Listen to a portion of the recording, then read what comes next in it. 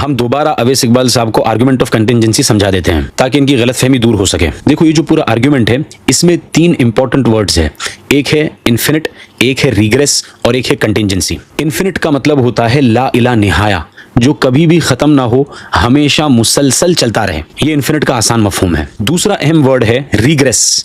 Regret ये progress का opposite है। प्रोग्रेस कहते हैं मूवमेंट इन फॉरवर्ड डायरेक्शन, आगे की तरफ बढ़ना। इसका उल्टा रिग्रेस होता है यानी मूवमेंट इन बैकवर्ड डायरेक्शन, पीछे की तरफ चलते चले जाना। तो इन्फिनिट और रिग्रेस इन दोनों लफ्जों को जब आप मिलाओगे तो अब इसका मतलब ये हुआ ला इला निहाया, मुसलसल पीछे की तरफ चलते चले जाना। और तीसरा और सबसे अहम वर्ड जो है वो है कंटिंजेंसी। जब हम कहते हैं कि कोई चीज कंटिंजेंट है, इसका मतलब ये होता है कि that thing needs something to make it the way that it is. Contingency ये एक फैंसी वर्ड है डिपेंडेंसी का। तो कंटिंजेंट का मतलब वो चीज जो अपने वजूद में या अपनी मौजूदा सिफात में किसी दूसरे के ऊपर डिपेंड करे। मिसाल के तौर पर द सन इज शाइनिंग, सूरज चमक रहा है।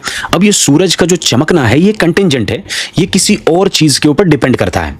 साइंस से जब आप पूछेंगे तो साइंस आपको कहेगी कि सूरज का चमकना ये न्यूक्लियर फ्यूजन रिएक्शन की वजह से हो रहा है। तो गोया कि सूरज के चमकने की जो कंटिंजेंसी थी ये डिपेंड करती है न्यूक्लियर फ्यूजन रिएक्शन पर। दरख्तों का उगना ये भी कंटिंजेंट है, ये कंटिंजेंसी डिपेंड करती है फोटोसिंथेसिस के ऊपर। इसी तरह पत्तों के हरे रंग को देख लीजिए, इन पत्तों का हरा होना जरूरी नहीं था, किसी चीज ने इनको हरा किया है। तो साइंटिस्ट से जब आप पूछेंगे तो आपको जवाब देंगे कि पत्तों का हरा होना ये कंटिंजेंसी है, और ये कंटिंजेंसी डिपेंड करती है एक पिगमेंट के ऊपर, a chemical configuration of a pigment called chlorophyll. अब ये सूरज का चमकना, दरख्तों का उगना, पत्तों का हरा रंग होना, ये सब कंटिंजेंट है। इसका मतलब ये है इनका वजूद किसी और चीज पर टिका हुआ है। सूरज के लिए चमकना जरूरी नहीं था, कोई चीज थी जिसने सूरज के अंदर ये चमक पैदा की। दरख्तों के लिए उगना जरूरी नहीं था, कोई चीज है जिसने दरख्तों को उगाया, जिसको साइंटिस्ट फोटोसिंथेसिस कहते हैं। पत्तों का हरा होना ये कोई जरूरी तो नहीं था, इसका मतलब कोई चीज है जिसने इन पत्तों को हरा किया, साइंटिस्ट कहते हैं दैट्स क्लोरोफिल। इसी को कंटिंजेंसी कहते हैं। तो इन्फिनिट रिग्रेस समझ में आ गया,